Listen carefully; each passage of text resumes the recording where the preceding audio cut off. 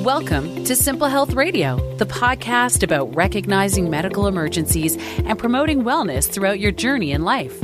Your host is Dr. Emran, a respected physician who's treated thousands of people just like you over the past 10 years.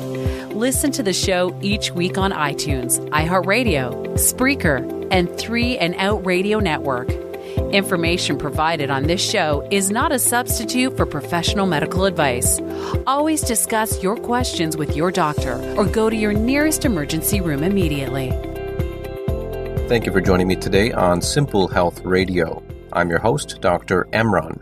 On today's episode, we will be discussing panic attacks, post-traumatic stress disorder, and some of the treatments that are available to identify and manage these conditions.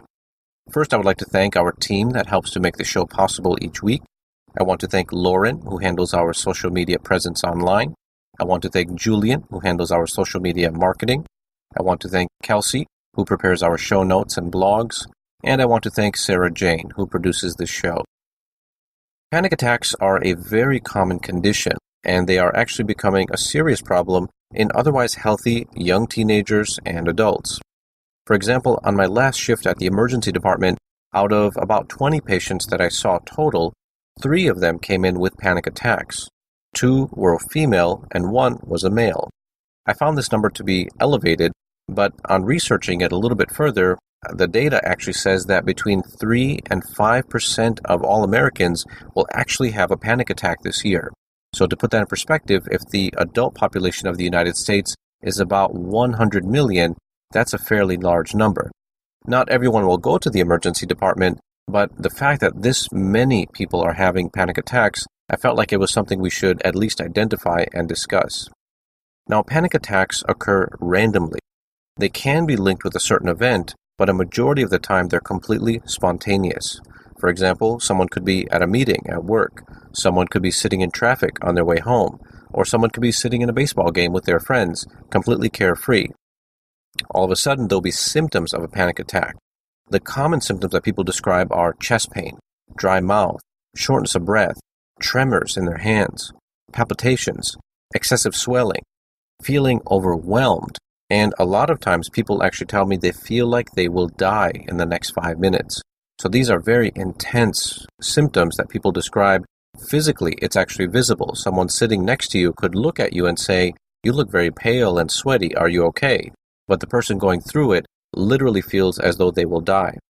Now, in the emergency department, many people are brought in by ambulance, especially if it happens at work or out in public. Other people may be brought in by their family members or their roommate because they want to find out what happened to rule out anything life-threatening. Now, in the emergency department, the first things that we always do are to obtain basic vitals. So we check the blood pressure, we check the pulse, we check the temperature, and we check the oxygen level. For a lot of these people, their heart rate will be elevated, their blood pressure may also be elevated, but the other signs may be actually normal. The next step we do is obtain an EKG, which is a special heart rhythm. It's a printout that tells us how fast the heart is beating, and it identifies any evidence of a heart attack or other blockages. And then we move on right away to chest x-rays and basic blood work. This allows us to quickly identify anything life-threatening, for example, a collapsed lung, infections, or any kind of electrolyte imbalances. So anyone who comes to the emergency department with signs of a panic attack is automatically going to be run through our protocol, which is similar to a chest pain protocol. So we do EKG, we do the vitals, we do the blood work, we do the x-rays.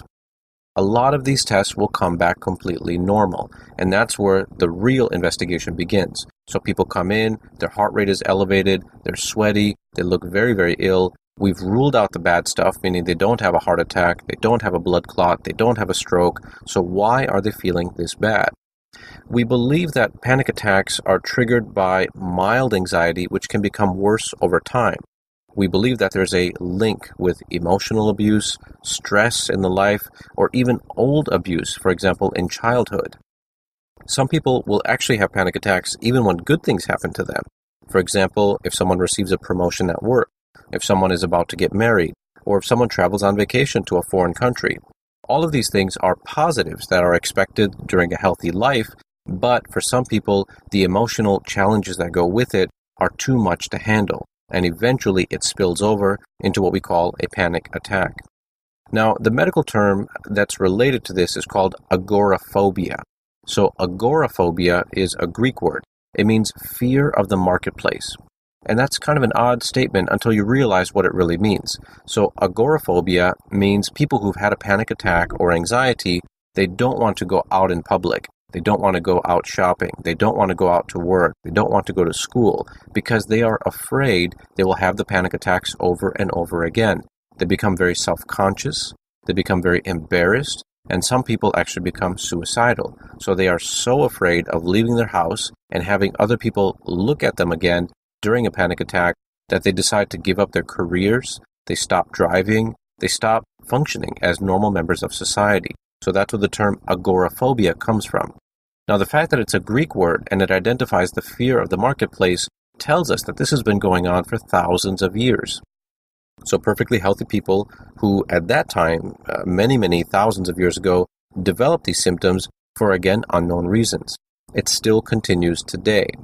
Now, there is a modern term which is called PTSD, or post-traumatic stress disorder.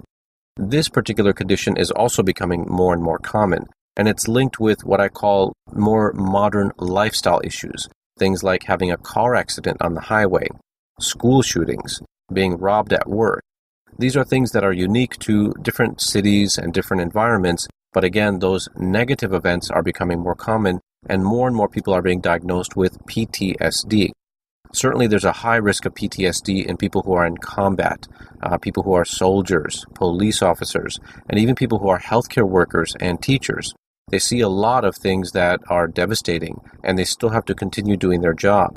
The problem is that you can't leave the negative behind very easily.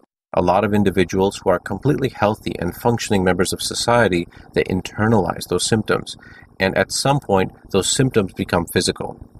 So as I mentioned, the dry mouth, the chest pain, the palpitations, the feeling that you're about to die, these are things that you can't see on a blood test. You can't see them on an x-ray, but you can look at someone and say, you're going through a panic attack. The dilemma is that people sometimes ignore the symptoms or they try to manage it on their own. A lot of people become addicted to drugs or alcohol or smoking or other things to control their symptoms. The problem is that that will trigger further negative behavior. And as I mentioned earlier, people can lose their careers, they can have family issues, and those people will struggle later in life due to panic attacks. The key to controlling panic attacks is threefold.